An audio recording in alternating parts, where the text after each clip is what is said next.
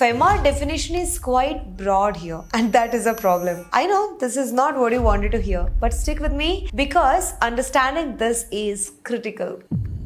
There is one exception to this rule, which is inheritance. It could potentially be used as a workaround for NRIs to control agricultural land, which is why the law strictly says that the authorities can lift the veil. They can go behind the source of funding and bring you to the picture to prove FEMA violation. We are talking about the fines that can go up to 300% of the property value. If you receive a FEMA violation notice, you should immediately aim to respond, and this immediate response is crucial.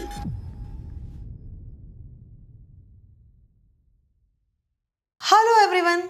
It's great to have you here. You know, there is something that's been on my mind lately, and it might have crossed yours too. It is that dream most of the NRI seems to share, owning a piece of agricultural land back home in India. Today, I'm going to talk about that. Believe me, the appeal of owning an agricultural land in India is the most common dream for many NRIs. For some, it represents a tangible way of bringing nostalgic memories, and for some other, it is a way to maintain a connection with their ancestral land. And for many, they see it as a peaceful retreat for their eventual return or retirement in India, away from the hustle and bustle of the city life. Many NRIs are also attracted to the idea of buying agricultural land as an investment opportunity. NRIs who have passion for sustainable living or organic farming, then owning a farmland or agricultural land presents an opportunity to engage in such organic farming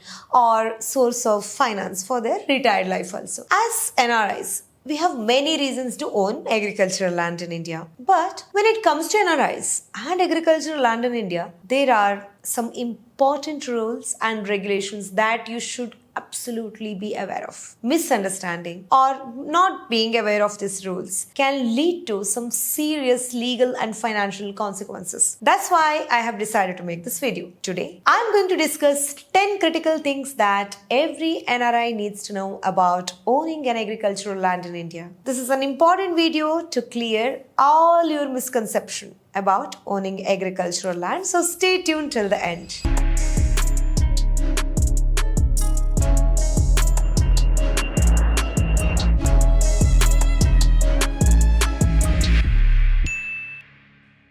If you are new to this channel, I am CS Keerthi.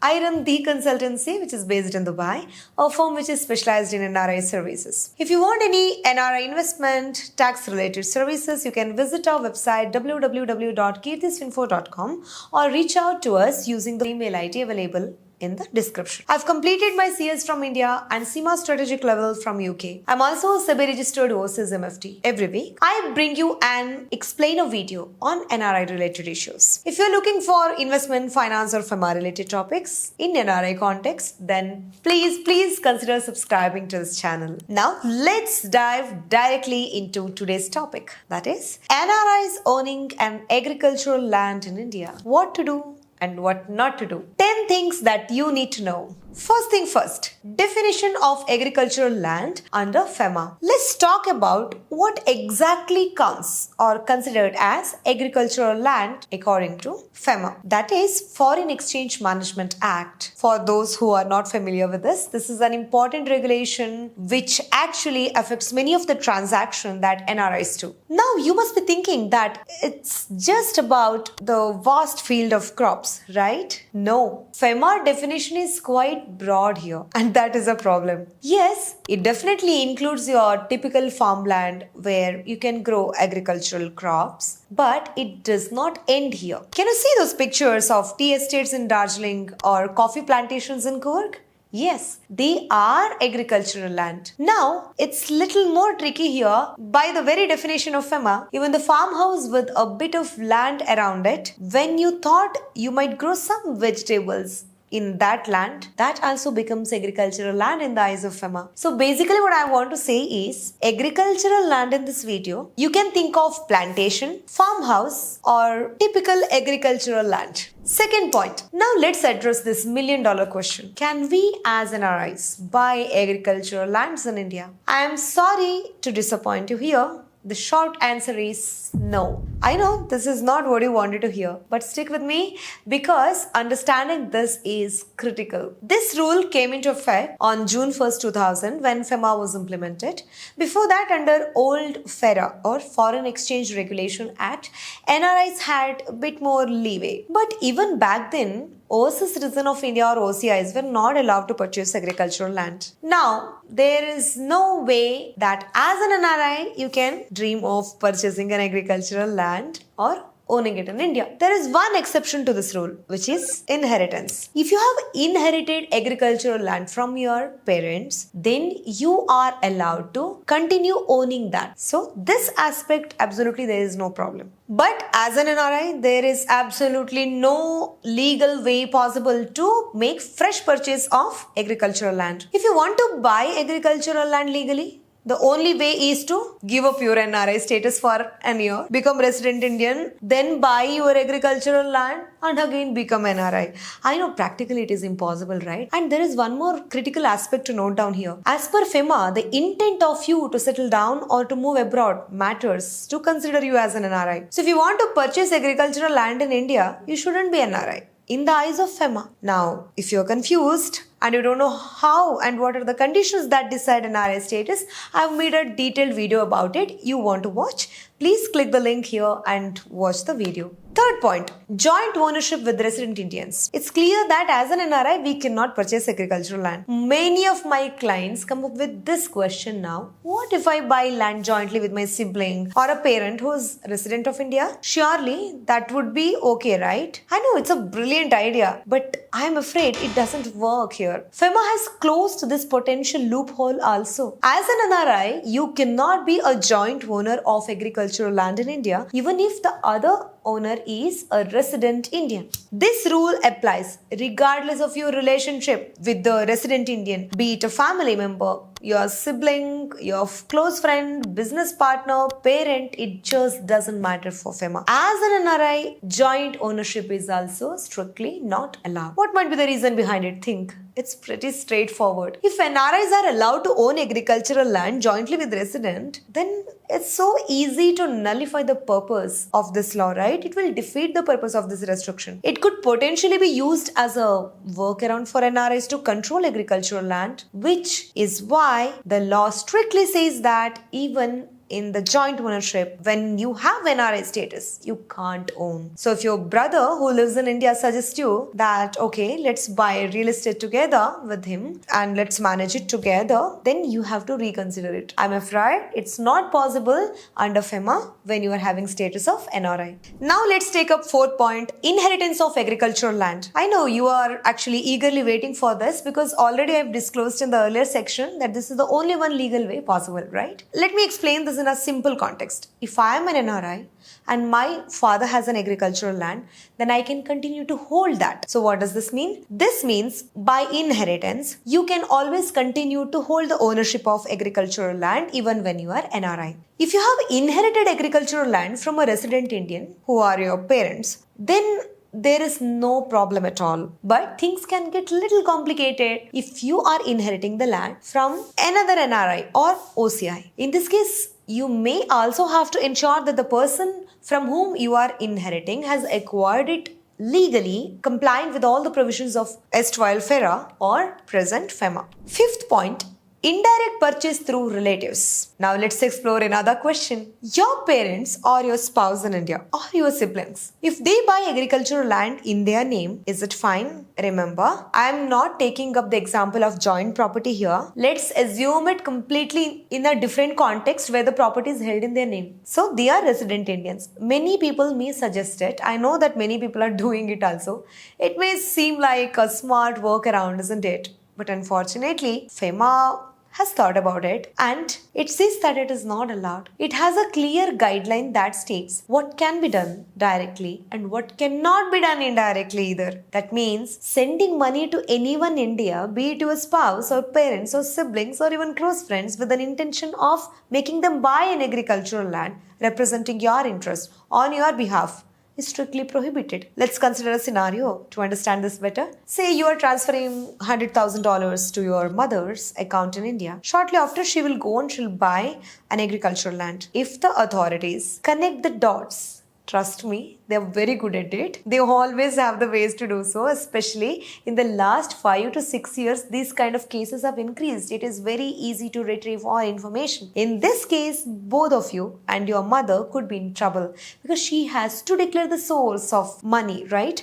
So obviously she will point out at you and what is the intention of sending and from where the source of fund is lying. The dots are easy to connect. Right, in this context, the authorities can lift the veil. They can go behind the source of funding and bring you to the picture to prove FEMA violation. If you are doing this or have already done this, then if you are caught, then this might prove costly at one point of time. Now the sixth point, penalty for illegal purchase. This is a very important point. Now think what happens if as an NRI you go ahead and purchased an agricultural land where you have violated certain laws or you have not complied with. Maybe knowingly or unknowingly, or perhaps you thought that you found a very clever way of violating the rules. Whatever the reason is, buying an agricultural land as an NRI is a serious violation of FEMA rules and it has its own consequences. Now the penalties for violating FEMA rules can be hefty. We are talking about the fines that can go up to 300% of the property value. Let that thought sink in for a moment. This will tell you how important for you not to contravene the rule. If you have bought a piece of land, let's assume for 1 crore, and now you could be looking at a penalty of 3 crore. That's not a small amount by any measures, right? It's not just about the money also. Violating FEMA rules can have other serious consequences. It can lead to legal troubles, affect your ability to make some other investments in India, and also impact your immigration status. That's why it's really crucial to be aware of certain rules and consult with an expert before making any kind of significant investment in India. The cost of getting it wrong or the cost of violation knowingly, without knowledge, whatever it is, they are simply too high. Now let's go to our seventh point, owning agricultural land while becoming an NRI. Now you may have another situation coming in your mind. I've become an NRI recently, but the land, agricultural land, was purchased where I was a tax resident of India and resident as per FEMA also in India. Then what is going to happen to me now? Then there is a good news for you. You can legally keep the land. If you have legally acquired it, compliant with all of the laws applicable to you when you were resident Indian, then just because your status has changed to NRI doesn't mean that you just have to sell it off. No compulsion. You can continue to hold that land. You are allowed to continue the ownership, okay? Because it's just a status which has changed, and when the sale was executed, you were in India and you were resident as per FEMA. Not only that you can keep the land, but you also have some options for what to do with that. If you decide that you want to sell the land, you can do so. There is one more important restrictions now. Please remember it, note it down. You can sell it only to resident Indian. I'll repeat it again. Only to resident Indian you can sell it. Now, you may act little smart. I'm not selling. I'm going to gift someone who is in India. The same goes for even gift. So even when you are gifting the land, you can gift your agricultural land to someone who is resident of India. So please trust me. Whatever ideas, brilliant ideas that sometimes, it comes in our mind, lawmaking authorities, they would have thought about it much earlier. So it's important to note that while you can keep the land, your NRI status might affect how you can use it or what you can do with any income that it is generating. Now let's take up 8th point, rectifying mistaken purchases. Now I know that many of us, knowingly or unknowingly, would have done some mistake, right? So where it leads to non-compliance of the FEMA laws. Then how do I rectify if you are thinking about it? Is there any legal way out? Yes, there is. There are certain steps you can take to rectify the situation. First and foremost, you need to regularize your position. In simple terms, this means making things right. The most straightforward way to do is to sell the land to the resident Indian as soon as possible. Remember again, resident Indian, not an NRI or OCI. The longer you are holding on to the land, the more complicated the situation can become. Once you have sold the land, the next step is to approach Reserve Bank of India and you'll say, look RBI, I was not aware of the situation. Now, you will have to come clean about what has happened. This process is called as compounding of an offense. Essentially, you are asking RBI to settle the matter by making some voluntary disclosure and by agreeing to pay a fees instead of facing more severe consequences. Here is how a process typically works in case of compounding. First, you need to submit an application to RBI, Reserve Bank of India, which governs all this, explaining the circumstances under which you have acquired the land and why you did not know that it was against the rules. Second, provide all the relevant documents, including the details of the purchase and the subsequent sale of the land which you have initiated to resident Indian. Third, the RBI will review your case and it will decide or determine the compounding fee. Now, this fee may vary based on the factors like value of the property, how long you have held it, whether there was an intention, because more than the act, even intention matters a lot here. What was your intention? Whether it was done without knowledge or you knowingly have done this kind of violation. So once RBI decides on the fees, you will just have to clear it, pay to regularize the position. It is important to note that this process can be complex and time consuming. The compounding fee also can be substantial. Remember, RBI can definitely levy up to 300% of the property value in severe cases. However, going through this process is far better than continuing to hold this land in an illegal manner. Such proactive steps will show your intention that you are trying to act in good faith, which can work in your favor. In such situation, it's highly advisable to seek legal expert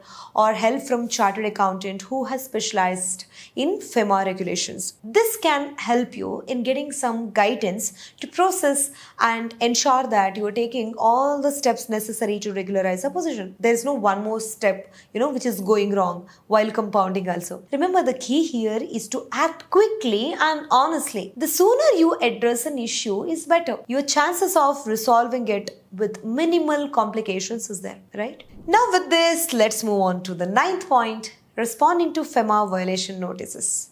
Now let's look into another scenario. You have voluntarily not announced that you have bought an agricultural land violating the provisions, but authorities have found out and now you get a notice. So authorities have sent a notice for FEMA violation. What you should do? It's a serious situation. You need to act quickly and promptly, but don't panic. If you receive a FEMA violation notice, you should immediately aim to respond. And this immediate response is crucial. Just don't ignore it. Just don't sit over it. Promptly acknowledge the receipt and inform the authorities that you are addressing an issue. If you still own an agricultural land, your top priority should be selling it to a resident Indian as quickly as possible. This demonstrates your commitment to correct the violation, because now that the authorities themselves are telling that you have contravened the rule, you have violated it, you are at least doing proactively to correct it. Similarly, seek professional help from a lawyer or a chartered accountant specializing in FEMA regulation to answer the notice. They can guide you through the legal process and advise you on the best course of action in every step. And most importantly, prepare yourself for potential penalties. This can be severe, up to 300% of the land's value also, as I told earlier. Your legal advisor can help negotiate this penalty, possibly try to reduce them based on your circumstances. It's entirely case specific. It is essential to gather all the relevant documents related to the purchase, sale, your intention,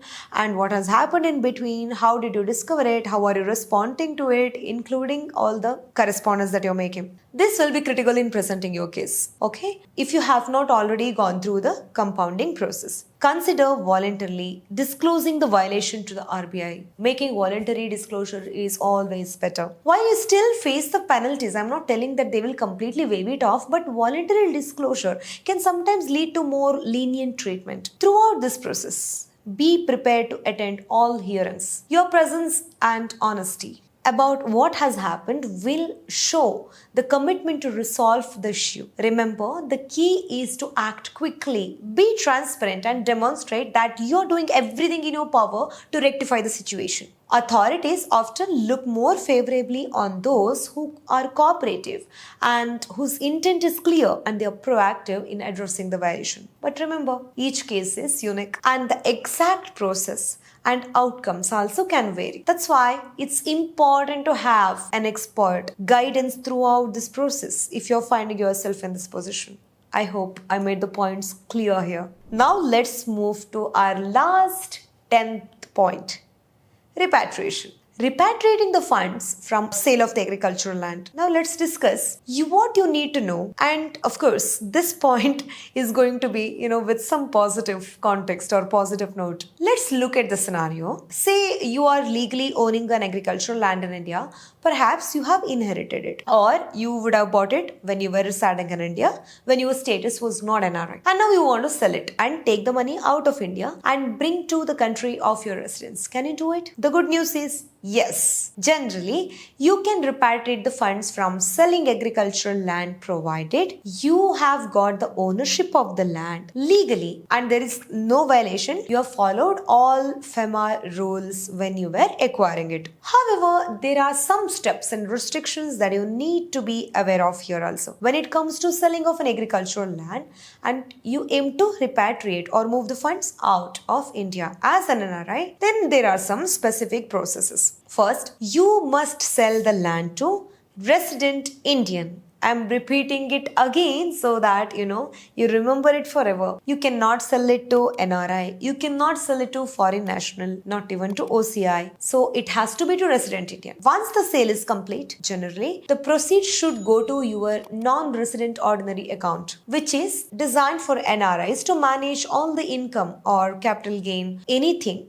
when the source of such income is earned in India. Before repatriation, you will need to pay all the applicable taxes in India, including the capital gain tax on the profit arising after the point of the sale. After taxes are paid, you can transfer the money from your NRBO account to your non-resident external or NRE account, and from there you can take the funds to your accounts abroad. Now, it's critical to be aware of one important aspect here, that is liberalized remittance scheme, or what is shortly known as LRS limit. Currently, you can only repatriate up to $1 million per financial year. If your sale proceeds have exceeded this amount, you may need to spread the repatriation over multiple years or seek some special approval or permission from RBI. Remember, whenever you are in problem, whenever you want permission, so you have to write to RBI. So now, once you could prove to the bank that you have paid all the necessary tax and the selling process was in compliance with all the applicable laws in India, nothing stops you from repatriation. I hope I could cover most of the aspects which were frequently asked by our NRI community related to agricultural land in this video.